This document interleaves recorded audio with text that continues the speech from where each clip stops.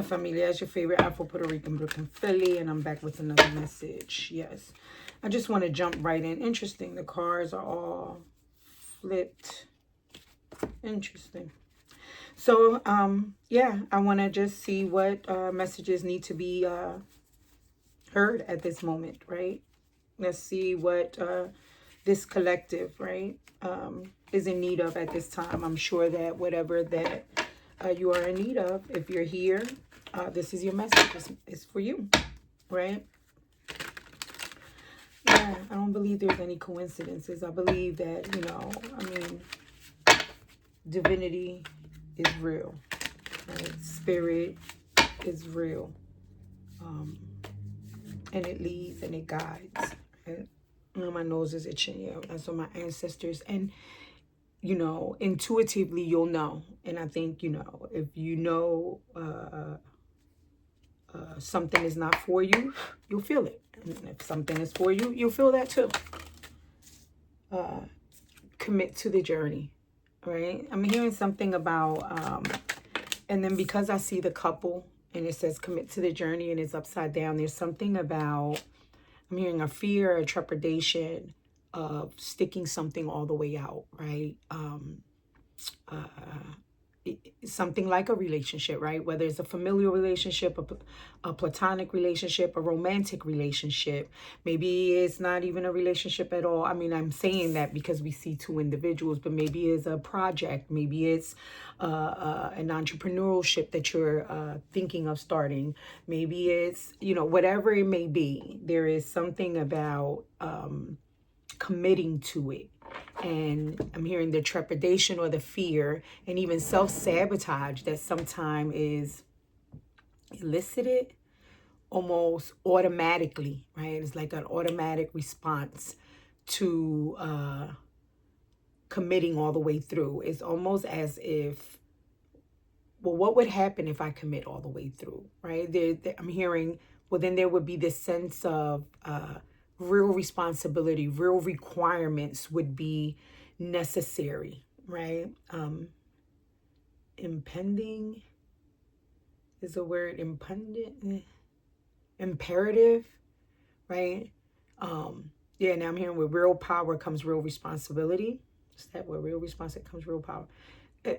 Yes, that, I'm hearing somebody say, I really want this, but then subconsciously understanding that to really get that, whatever the this is, then would require a real showing up. And that terrifies the fuck out of you, I'm hearing. Fresh ideas, bullseye, right? That's what I heard. I mean, or I see bullseye, right? Being precise, staying focused. Again, committing to the journey, right? If you commit to the journey, if I commit to the journey of shooting that arrow, then I can hit my target, right? There's something about that. And I didn't read that. So with determination, go all in for the long term. Your steadfast focus will bring lasting rewards. Stay open-minded, inviting new perspectives to enrich your journey and spark creative solution, right? So there's something about, look, trust the process.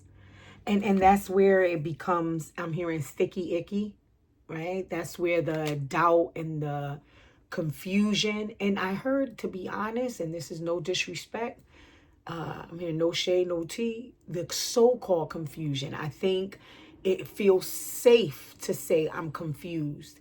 Because again, if I say I'm confused, then I don't have to truly commit. Then I'm not truly focusing and honing in, right? I'm pausing, or I'm stagnating, or I remain in limbo, right?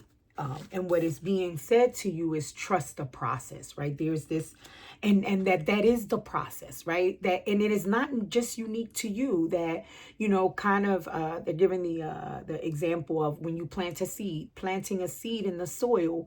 The process is that it has to germinate, it has to, be cultivated by sunlight and rain and things of that nature in order for it to grow. There is no bypassing that, right? So it's almost as if, again, yeah, now I'm seeing somebody that is about to get a needle or a tattoo, kind of like clenching, bracing themselves for the impact. in hopes that if I brace myself, I'm not going to feel it as much or something. But that's not the truth. You're still going to feel it. There's still the same.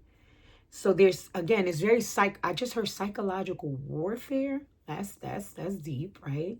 I'm hearing PTSD, right? Post traumatic stress disorder, which, for me, I find, I struggle with that terminology, not because I don't think that it is true or that there's any truth to it. I just struggle with it as a woman of color in the United States, with the systemic things that are in place, to say that, I really wish I had the privilege, is the word that's coming, and even luxury I'm hearing, to say I could be posted, right? Because to be post would mean that somehow the individual has been removed from the warfare. And now I'm hearing, but if it's psychological and internal, right, it's constantly going, like, how do you post from there, right? So, when we talk about and bless them, right, or if, mad honor and respect given to individuals who either willingly or unwillingly, whether is justified or not justified, but they have been involved in these wars, right? And I'm hearing specifically, like, when we think about like Vietnam War veterans, or, and I guess I'm hearing Vietnam because there was such an outcry against it from a lot of the American people for an array of reasons I'm hearing. But nevertheless, right, post for those individuals who came back home was that they were literally removed from that environment. Now, unfortunately, due to, racism and a lot of other isms, not everyone had the privileges and the resources to, even when coming home, adequately post from it, right? Because again, they're making the correlation, or they want it to be, again, emphasized that even removing yourself from the actual environment, if psychologically it's still going on, right? Hence why you see a lot of veterans, right, or people who have been through traumatic experiences really struggle, even if they're no longer in that car accident, no longer in that abusive relationship, no longer on that war zone environment, right? I'm even hearing now, like, children or people who have lived in countries where, the war bombs, excuse me, but the war sirens would go on, and they, kids are in school, and now I'm hearing that they're scurrying now to like run and get into bomb shelters and things of that nature. That does something to I'm hearing, not only to the nervous system, not only to the body, but to the psyche, right? I'm thinking of people who hear like M80s on 4th of July and are triggered. I'm thinking of my dog, you know what I'm saying? The bee and the cat. So not to say his name, he's laying here with me and he jumps up or anything. But, he responds to firecrackers and to M80s like, that's the worst thing in the world for him. His anxiety goes through the roof and he's ready. Like, I want to run home. Like, no more walking.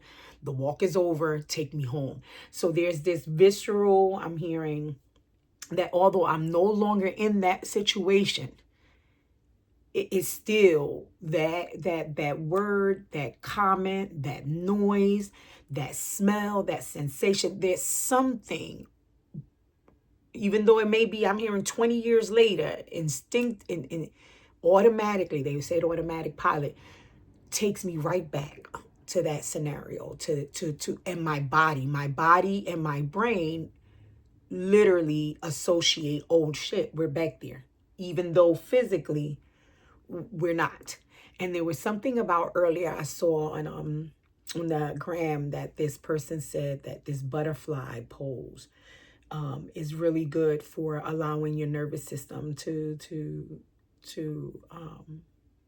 feel safe again, right? To kind of put it on top of your chest like this and tap this way, bring it up to the shoulders this way, tapping up the forehead and back here, and then breathing with deep inhales and deep and really good exhales too. Again, there's something about reminding the mind in those moments that, hey, we're safe. We're not in that war zone anywhere. anywhere or anymore. Which then goes back full circle to, with myself, my belief that it's that there are many people, particularly poor people, and even to a greater extent poor people of color, and then even to a greater extent Black people, who really struggle with getting the resources and being able to create the safe spaces to really heal, for it to really be classified post-traumatic stress disorder. So that was yeah. So trust the process, though, in the sense that know that it is not unique to you, but that's, again, not a diss to you. It is meant to give you comfort. It's meant to not exacerbate the fear, but hopefully lessen in to say, hold up, if I want to be this entrepreneur, right? Everyone has to make maybe, or most of us, right? A good 99% of us would have to make maybe 1,000 videos. And maybe that 1% is the one that one video, maybe the fifth one in, goes viral. And that's normal, right? That most things, right, do take time and are attached to an actual process, right? I'm hearing now weight loss, right? Yeah, now we can go on Ozempic or go to a plastic surgeon, and that would give us a more immediate results. But without those magnifiers, intensifiers, manipulation of the system to aid in that, we definitely have to go. Those of us who want that weight loss journey, or even maybe you don't want weight loss, maybe you want to tone, right? It's a process, and it can be very painful. It can require a lot of discipline and even feel strenuous or stressful, right? So that to trust it, right? Embrace uncertainty. Have faith in the journey unfolding before you. And that's easier said than done, I'm hearing. That, they're not, and when I say they're not, I'm talking about my ancestors, my spirit guides and spirit, that they're not dismissing that or trying to take that lightly. Crystal of clarity. Crystal of clarity. I'm going to read that one because I need help with this one, Spirit.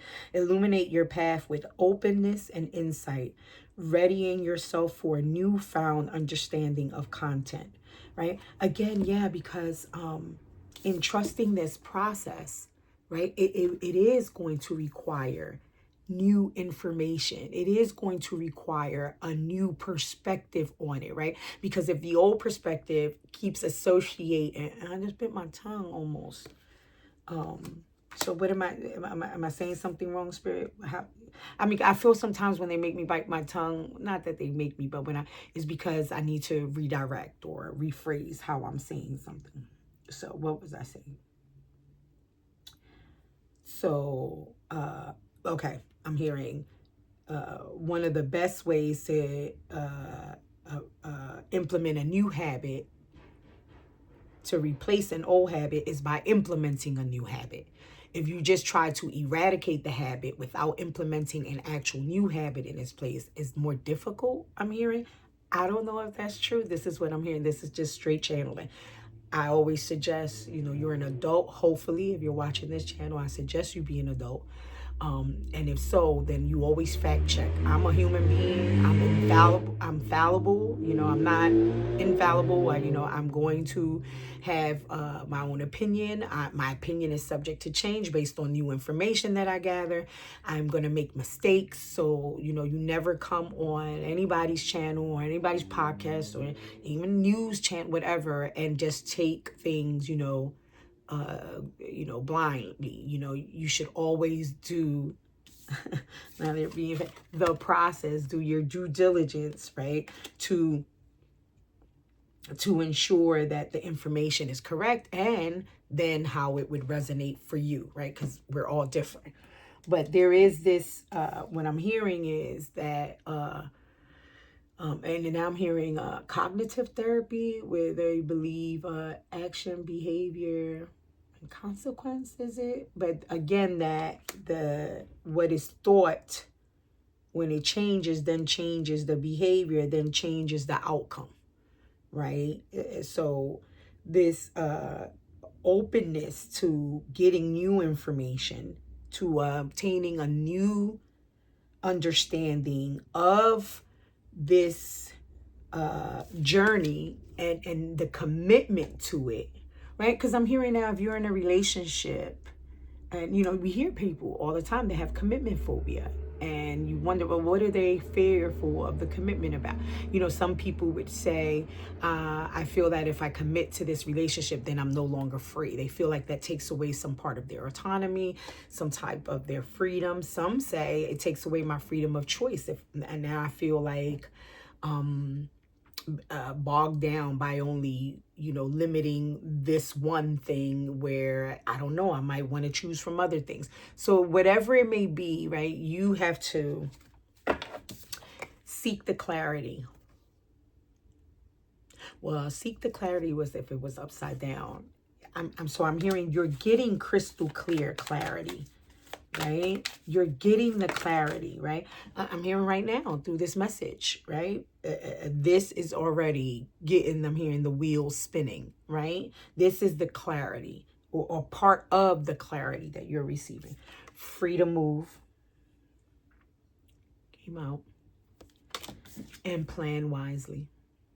Right? So Freedom Move says, embrace your liberty to explore new again, it's going to the same thing, right? So with crystal clarity, it was saying the path with openness is that readying yourself for a newfound understanding of content, right? So they're saying the content, the information, confirmation, no matter whence it came from, confirmation again, or it is going to require you to get new perspective on this content. So I'm hearing like someone who, tells the childhood story of theirs. And maybe the family has always told that narrative and that perspective. That happened to me over Thanksgiving. We were sitting there, and there was a childhood story that occurred in my household between my siblings and I, who when my sister tells the story and my mother, they really say it from this very different perspective than I see it, or that I believe to be factual. And when we went through it as a family, like, now we were sitting there with our children and our grandchildren, and it was told verbally aloud, it did say, oh no, hold on, it wasn't like that, right? Or that isn't the whole story, or this was omitted, or,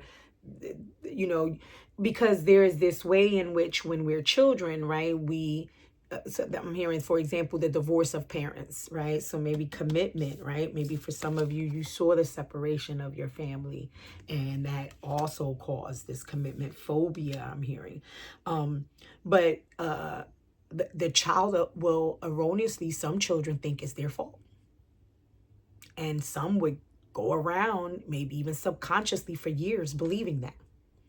And there has to be a retelling of the story, a new found understanding of that content, right? And then, which would allow you the freedom to move, embrace your liberty to explore new paths, right? Because I'm hearing, if we're going with the child example, as a child, you didn't have the freedom to move. You were subject to these adults and to these rules and to these regulations. You were not independent. You were incapable of taking care of yourself because you were a child. Therefore, you were subject to possibly even perceiving the content from that perspective. And that would have been possibly your only perspective at the time. But now, as an adult, hopefully, right, we have more of this liberation in terms of freedom to move, if at minimum in our mind, to, I'm hearing rewind the tape, right? Because it's like an automatic player that when that signal comes, that word is heard, that noise is heard, that smell is heard, that person looks at you. Well, he just looked at me the way my pappy looked at me, or she just looked at me the way my controlling mommy looked at me. I don't, whatever it may be. Oh, that's what my mom used to say, oh, that's what, whenever that happens, that automatic player just turns on.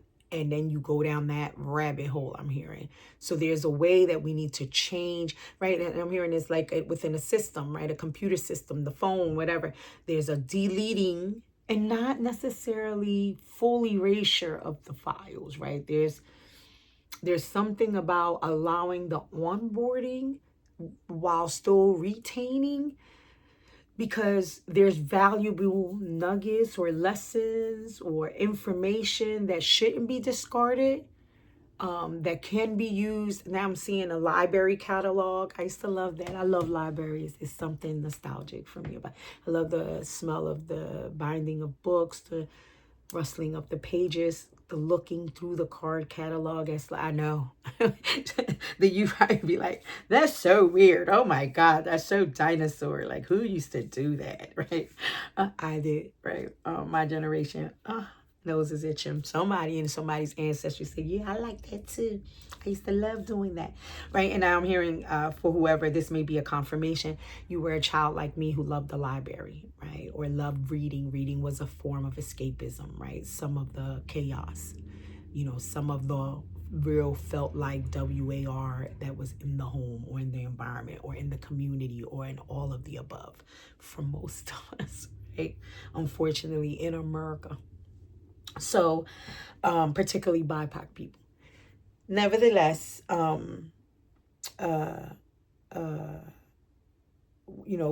through and leaving those certain references, because later on when I needed to do that midterm paper, when I needed to complete something, I had that library, I knew where to go reference to pull that specific book, so there's about resources, right? Building like a toolbox, a toolkit. So it's not to discard everything. It's not meant, and it's not to discard parts of you, right? It is about more of this integration of self and accepting of self, right? To have more of a holistic approach. And then plan wisely. Oh, wait, they want me to finish reading it. The world is wide open for your journey. Whereas I think sometimes when we're in these phobias, whatever it be, to commit to whatever it is, we play these tapes, right? I know I felt a sense of doubt, a sense of, well, this is a dead end. I'm never going to get out of this. This is never going to work. There's like a real defeatism. Is that a word that, that I'm hearing? And when you're in that zone or operating from that mentality at the time, again, no tea or shade, right? The world shrinks, as opposed to, saying the world is my oyster and it's so much bigger. There is so much more, right? There is enough, right?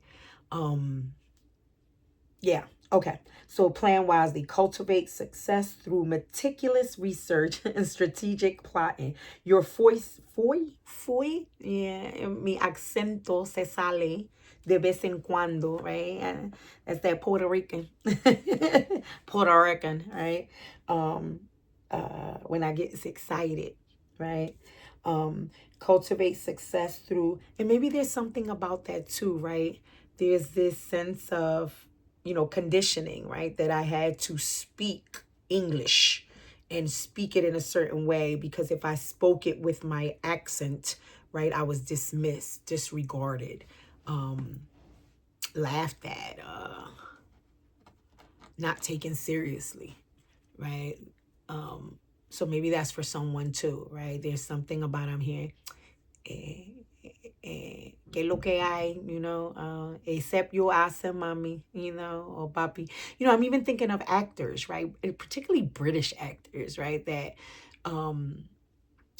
or people who, I'm thinking of, what's his name, right? Where he can act in a movie and speak like English, but then you'll hear him in an interview and you'll hear the accent clearly, right? Which is amazing to me how, or even like Rihanna, when I think of her singing, depending on the song, you don't necessarily hear it, but then you'll look at a documentary or, an interview of her, particularly when she's on in her homeland, and that accent is nice and thick and flowing. There's something about that. Anyway, but it's interesting. I started laughing. I'm doing my fingers like that. But because I'm going through the card catalog. There's something about cultivate success through meticulous research and strategic plotting.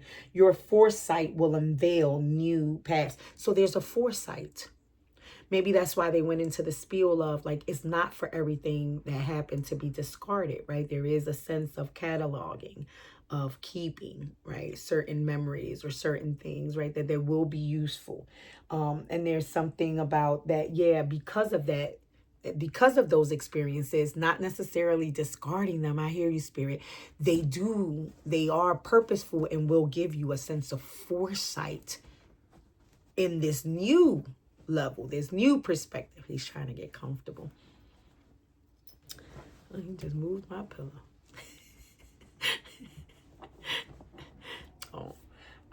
So there's something about that. See, he was uncomfortable. He adjusted. He pivoted. He even moved the obstacle that he felt was in the way to get the comfort that he was desiring. There's purpose about that. Thank you. I can't say his name because then he'll get all hype and want to play or want the attention. So, and I'm also speaking to, I'm hearing those of us who are very spiritual and woo-woo, who say, well, it's all destiny, right? Destiny and, que sera, and, I don't have to necessarily plan meticulously, if it's meant from spirit, it will happen. And it's not that, it wouldn't, that isn't also an option or a possibility, but how can I say it, Spirit? I'm struggling with it. Me personally, I'm being vulnerable because I struggle with that, right? There are a lot of times where I feel, and I think it's part of conditioning that, well, it's not from spirit if I had to like orchestrate it so much. But is it orchestrating or is it planning meticulously? And then is that me using the word orchestrating that then causes the comfort to stagnate and to procrastinate on it because now I'm waiting on spirit, right? And it sounds good, right? So now I'm hearing like spiritual bypassing or stuff like that. But is it really that, or is it spirit, right? Very divine. Like now I'm hearing a professor back when I was in seminary. Shout out to Lancaster. And it's not Lancaster, right? Us Philadelphians would say Lancaster. They told me it's Lancaster. See, there's something about the accent and which way it's said, and that's interesting. But where she told me, because I would feel like studying the Psalms were like sacrilegious somehow, right? Because it was like, you're robbing me of the beauty of the Psalms that give me comfort in my times of need and closeness with spirit. And she said, what if I was to tell you that study is divine? That is godly or godlike, or and they would use godly because we're in America and it's very he oriented,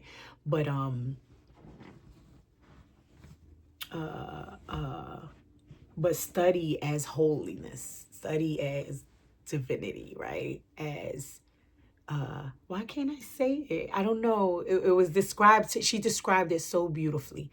And it really helped me. It really changed that. See, what allowing crystal clarity and understanding, newfound understanding of content, embracing the liberty to explore new paths, right? Trusting the process, right? And that was one of the things in seminary, right? Because when I first got there, some of the stuff when they started opening up that Bible and revealing some of the things, when you're coming from a very lay person, meaning a person that just has it from like the church perspective or whatever, it feels like sacrilegious. If, I remember one class literally wanting to like bang my fist on the table and jump up and say, blasphemer, like that's blasphemous what you just said. And it was because the content that I was being presented, the perspectives, the interpretation, the ways in which to look at the Bible were very alien and seemed to be very logical and not spirit centered. And it wasn't until I trusted the process, committed to the journey. You funny spirit. You see how this is playing out right now? Allowed the fresh ideas instead of the pushback of it. That then what it did actually, and there was a fear that they were trying to strip spirit from me, right? Like make me an atheist or an agnostic, which now I even have another understanding about that. I welcome you, my atheist brothers and sisters and agnostic. It's all good here. There's this way of the fear of that was causing me to give the pushback, right? But what it wound up doing for me, it made spirit so much bigger. It showed me that my initial perspective, although very beautiful, very helpful in my life thus far, and instrumental to my life, in general. But it was limiting, or I shouldn't say limiting, but it was I had boxed it in. And what these fresh new ideas, this clarity, this insight, this new journey, this commitment to it, what it did was it made spirit so much bigger that, hello, here I am in Tarot land. Never in a million years would I have, I shouldn't say never in a million years because I grew up with this through my mother.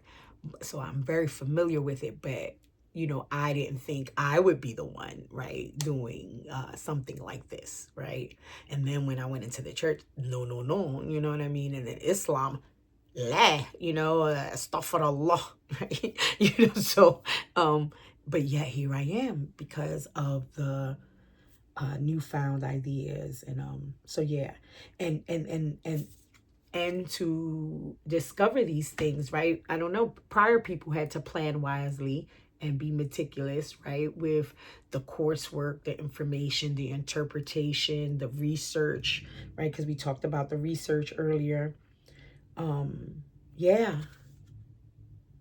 Research and strategic plotting. So strategic plotting, even I'm hearing sounds to some of you like it did to me, and even sometimes still does, like it's gonna be, if they're strategically plotting, there's some manipulation there.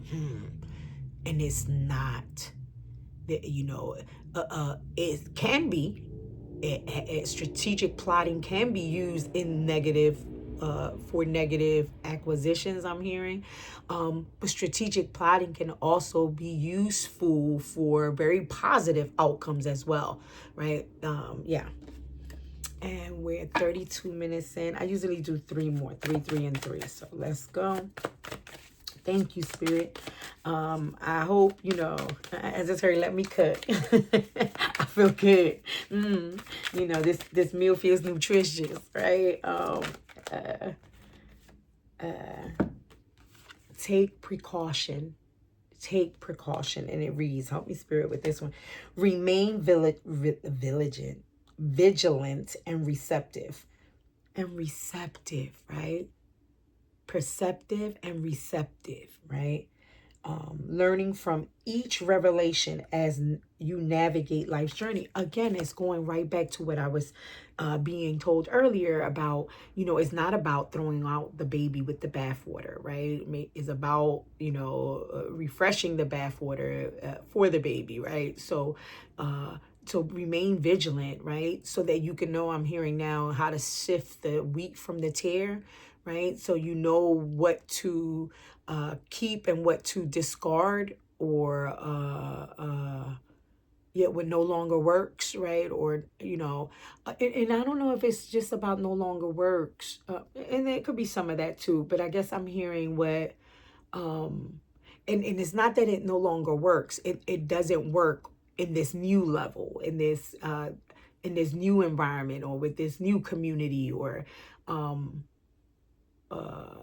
where it might have worked perfectly fine in the previous ones. So again, it's not about, I'm above that now, or that. It's not about that, right? It's about pivoting and shifting, right, to accommodate what is necessary, right, for, whatever the next part of the journey is.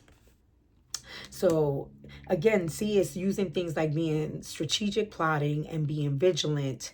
Again, which in some cases could seem even almost, negative. Oh, you thinking something's gonna pop out the bush. Well, no, maybe what is wrong with keeping my head on swivel, right? Yeah, there's something about and or like, this and that, as opposed to, only this or only that, right? There's an infusion of knowing that, what may seem maybe even opposite, duality, right? Can be useful, and even imperative. Manifest the new. And this says, embrace change and envision your desires, allowing the universe to align with your intentions. Need I say more? Right? Again, if I'm wanting to have new clarity, new insight, yeah, I have to embrace, and it's telling you again, right? And the one this fell on top of is free to move, which is embrace your liberty to explore. This one is saying embrace the change and envision your desires, right? And my prayer, interesting, okay, Spirit, I'll be a little vulnerable, but one of my prayers lately has been very much centered around the scripture, and I'm not going to quote it correctly. And maybe that's the thing. I've been instructed to go read it, and I haven't looked it up, and I'm, need to be obedient with that now. But the desires of your hearts being aligned with spirits, right? And I'm hearing, look that scripture up real quick and give it out, because I needed to do that a long time ago, and I wasn't obedient. And that's okay, right? Because maybe when I would have looked it up, I wouldn't have been able to receive it. And now is the moment, right? Because there's certain seeds that, now I'm hearing the parable that the sower through the seeds, and some went on hard soil and some went into thorny soil, right? Yeah, so I possibly wasn't ready. About desire of the heart.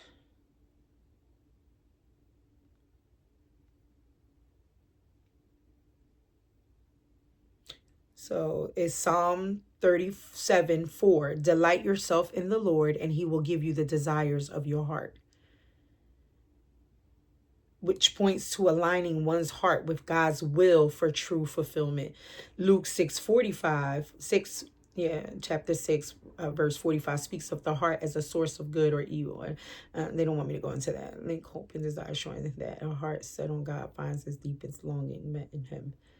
I like this one. Proverbs 13:12. Link hope and desire, showing that a heart set on God finds its deepest longing met in him. And the way I've heard like pastors speaking about it is about, those desires. I said it, aligning to the ones with God's will for true fulfillment, right? For yourself and for like the glory of spirit, not in a narcissistic way, but that because there's a win-win to it, right? There's a wisdom that, and that knows all and sees how it all is conscious. My throat wants to lock up. Being conscious of this oneness and how all is interconnected, and my action here, as crazy as it may sound, and the decision to maybe possibly throw a piece of paper in the suey hole affects seas and oceans and animals and foods in a whole different region and part of the world. And how, a lot of the times, it's hard for us to make that connection. Okay. And then the last card, Spirit, to close out. Please and thank you. Please and thank you. And I say that because I guess when I've been praying for it, for myself, I've been also acknowledging that if I had that desire in there, if I'm desiring to move to this new place or create this channel or leave this job or commit to this relationship, it's for a reason, right? And it is, divinely inspired, right? Yeah. Which one, Spirit? Is it the last one at the bottom? Okay. I'm sorry, but look at this, y'all. Spirit link, right? Talk about aligning, right? Your heart's desires with the God's will, goddess, universe, spirit, whatever you want to call, right? And then when I saw spirit link, I started laughing too because I heard sneaky link, right? That, how we even try to be like a sneaky link with God. Interesting, right? Or spirit, right? And I said that in a previous message where Nicodemus went to Yeshua, right? With a Christian church would refer to as Jesus, and my beautiful Muslim brothers and sisters would say Isa alayhi salam. We are told that Nicodemus came to see him in the middle of the night. Nicodemus, I don't know if he was a Pharisee or a Sadducee. He was one of them UCs, right? And he ain't want to be seen in daylight. Talking to Yeshua about the about his words and what he was going around, preaching at the time.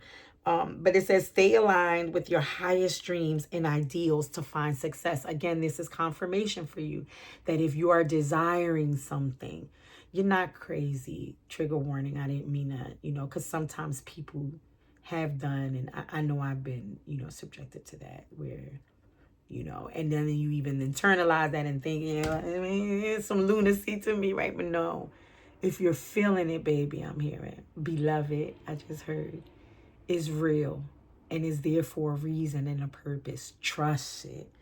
And that came over the pile that says trust the process and plan strategically towards it. Yeah, right. And for fresh ideas, then we have free to move and then manifest the new. And then for commit to the journey, we have crystal of clarity and take precautions. And at the bottom of the deck, I just heard drum roll, please. That's interesting. That's never happened.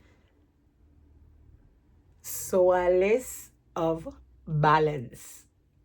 Interesting, right? And now I'm hearing the hadith that is attributed, a hadith that they say is attributed to the Prophet Muhammad sallallahu alaihi wasallam, where we are told that he says the middle path is the best path, speaking or referencing to balance, right?